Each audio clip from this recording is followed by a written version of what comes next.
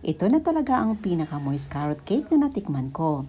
Dalawang proseso ang ating gagawin. Lulutuin natin sa kawali at sa oven. Tara, simulan na natin. So sa reseping ito, of course, gagamit tayo ng isang pirasong carrots. Hugasan natin at babalatan at ating i-grate gamit ang ating Simplas na food processor para mas mapadali ang ating trabaho. Very easy at convenient pang gamitin at higit sa lahat, very affordable din. Kaya sa nagtatanong kung saan ko ito nabili, check nyo lang sa comment section below or sa description box below. Ito na in less than a minute. Napino na natin ang ating carrots. Set aside muna natin ito. Sa isang lagay, naglagay tayo ng 3/4 cup of butter at binit natin ito until light and creamy. Nag-add tayo ng 1 cup of brown sugar. Mix lang natin ito ng mga 1 minuto. At dito mag-add na tayo ng 4 large eggs. At dapat fresh egg ang ating gamitin mga mommies. Mix lang natin para ma-fully combine ang lahat ng mga ingredients at para matunaw na din ang ating brown sugar. I-set aside muna natin ang ating liquid ingredients at i-mix na natin ang dry ingredients. So nag-sift tayo dito ng 1 1/4 cup of all-purpose flour, 1 1/2 teaspoon of baking powder, and 1 teaspoon of baking soda. Nag-add din tayo dito ng 1/2 teaspoon of fine salt. I-set aside muna natin ito. At sa ating liquid ingredients, mag-add tayo ng 1 tablespoon of calamansi juice. Pwede ding lemon juice ang ilagay mga mommies. Ang acid sa ating calamansi juice ay isa sa mga sekreto para mas maging moist at fluffy ang ating cake. Dito i-mix na natin ang wet and dry ingredients. Huwag natin ibuhos lahat mga mommies. Divide natin ito into 3 equal parts. At kapag na-fully mixed na ang ating wet and dry ingredients, i-add na natin ang ating 3/4 cup of carrots. At para masalong mabango at masarap, nag-add tayo ng 1 teaspoon of cinnamon powder. Mix to fully combine. So ito na, ready na ang ating lagayan. Dito gumamit lang tayo ng regular size na leche flan molder at isang round of 4x3 inches round pan. Dinivide lang natin ang ating mixture into equal parts. At pang-added texture at sarap, nag-add tayo dito ng raisins.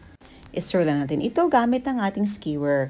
At sa round pan naman, nag-add tayo ng walnuts. At since dalawang proseso ang ating gagawin, i-bake natin ito sa kawali at saka sa oven. Gumamit lang ako dito ng induction cooker at pinipreheat ko ang ating kawali for about 5 minutes before natin isalang. Bake for 45 to 50 minutes over low heat. And since induction cooker ang ating ginamit, sinet ko to sa heat na number 2. At sa regular oven naman, binake ko to for 45 to 50 minutes, 180 degrees Celsius. So ito na, after 50 minutes, chinek na natin. Nag-toothpick test lang tayo and when it comes out clean, so that means luto na. Ang ganda na pagkaluto mga mommies. At ito na, i-check na natin ang ating niluto sa kawali. Same lang din sa niluto natin sa oven.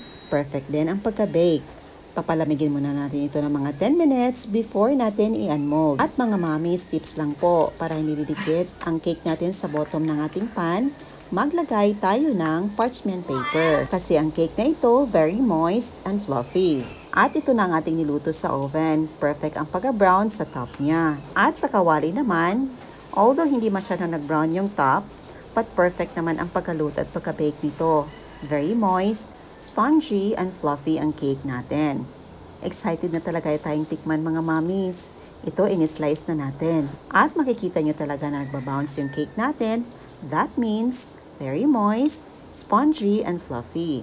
At yung raisins na nilagay natin, nagbe-blend ng flavor at sarap nito sa carrot cake natin.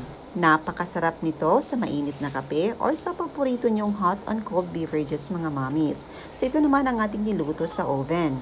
Nag-differ talaga ang dalawa sa niluto natin sa kawali, but same lang din ang texture at saka ang lasa. Pareho silang masarap, moist and fluffy. Paborito talaga to ng aking mga anak mga mommies. O diba, meron na naman tayong bagong recipe na pwede nyong lutuin. Perfect pang merienda na pwede ding pangbenta. Ayan lang po mga mommies, hoping nyo subukan ang ating recipe. Thank you so much for watching. See you in my next vlog. God bless you all and stay safe everyone. Bye and enjoy.